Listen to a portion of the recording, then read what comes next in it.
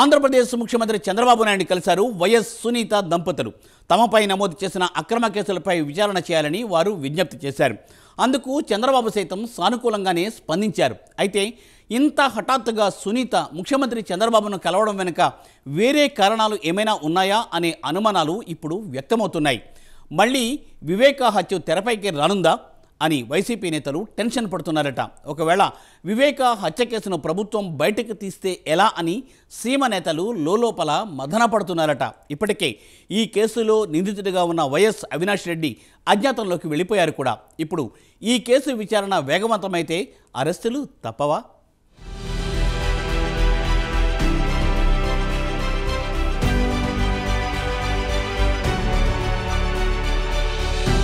YS Vivekananda Reddy కుమార్తె Sunitha AP CM చంద్రబాబును కలిశారు.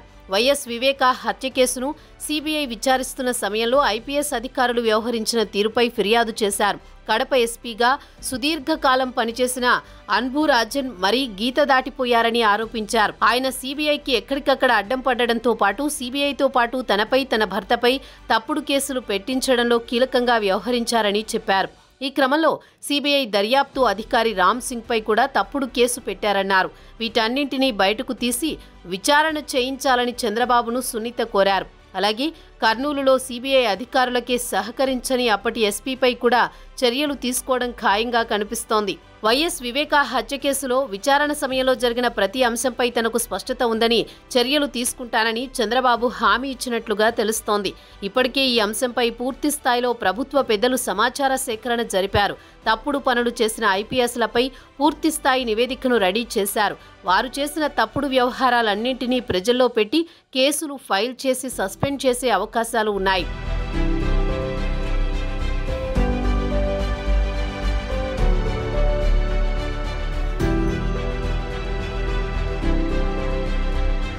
ఏపీలో 2019లో వైసీపీ అధికారంలోకి రావడంతో తన తండ్రి హత్యకు కారకులైన వారికి శిక్ష పడుతుందని భావించారు వైఎస్ సునీత.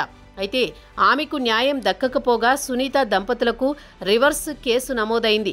సీబీఐ అధికారులు విచారణకు పిలవడం జరిగిపోయింది. 5 ఏళ్లు గడిచిపోయినా సీబీఐ దర్యాప్తు ఒక్క అడుగు ముందుకు పడలేదు. దీంతో వైఎస్ వివేక కేసు నీరుగారిపోయిందనే వాదన మొదలైంది. దీని వెనుక అవినాష్ ఉన్నారంటూ రకరకాల ఆధారాలు సునీత బయటపెట్టింది. అయినా జగన్ సర్కారులో ఎలాంటి కదలిక లేదు. పరిస్థితి గమనించిన వైఎస్ సునీత మొన్నటి ఎన్నికల్లో జగన్కు వ్యతిరేకంగా ప్రచారం చేశారు. ఆ ఎన్నికల్లో అధికార వైసీపీ చిత్తు అయ్యింది. ఏపీలో కూటమి ప్రభుత్వం అధికారంలోకి వచ్చింది. ఇప్పటికైనా తమకు న్యాయం జరుగుతుందని వైఎస్ సునీత చాలా ఆశలు పెట్టుకున్నారు. ఈ క్రమంలోనే సీఎం చంద్రబాబును కలిశారు సునీత దంపతులు. వరద బాధితులకు తమ వంతు సాయం అందించారు. ఈ క్రమంలో వైఎస్ వివేకానంద కేసును ప్రస్తావించారు. ముఖ్యమంత్రిని కలిసిన తర్వాత తనకు న్యాయం జరుగుతుందని సునీత ఓ అంచనాకు వచ్చారు.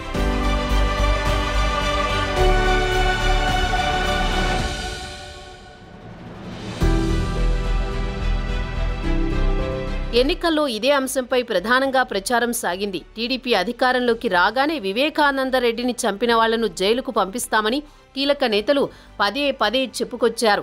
ప్రస్తుతం సీఎం చంద్రబాబుతో నేరుగా సునీత సమావేశం కావడంతో ఈ కేసులో అరెస్టులు తప్పవన్నది వైసీపీ నేతల వెర్షన్.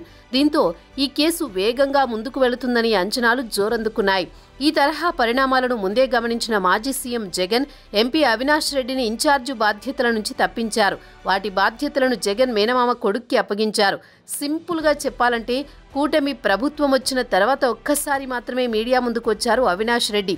ఈ ఎంపీ కూడా అజ్ఞాతంలోకి వెళ్లిపోయారనే వార్తలు పొలిటికల్ సర్కిల్స్లో జోరందుకున్నాయి. నడుస్తున్న ట్రెండ్ ప్రకారం చూస్తే ముందుగా ఈ కేసులో అత్యుత్సాహం ప్రదర్శించిన పోలీస్ అధికారుల మెడకు ఉచ్చు బిగుసుకునే అవకాశం కనిపిస్తోంది. ఆ తర్వాత వైసీపీ భాషలో రాష్ట్ర ప్రయోజనాల కోసం సీఎం చంద్రబాబు నాయుడు ఢిల్లీ వెళ్లి ప్రధాని నరేంద్ర మోదీతో మాట్లాడి వస్తే సీబీఐలో మళ్లీ చలనం రావచ్చు. వస్తే మొదట అవినాష్ రెడ్డికి ఆహ్వానం రావచ్చు. ఆయన జైలుకి వెళ్లాల్సి వస్తే ఒంటరిగా వెళ్లడానికి ఇష్టపడకపోవచ్చు. కనుక సునీత దంపతులు సీఎం చంద్రబాబు నాయుడుతో భేటీని మొక్కుబడి భేటీ అనుకోలేము. వారి భేటీతో వైసీపీకి మరో అలారం గంట మోగినట్లేనని భావించవచ్చు.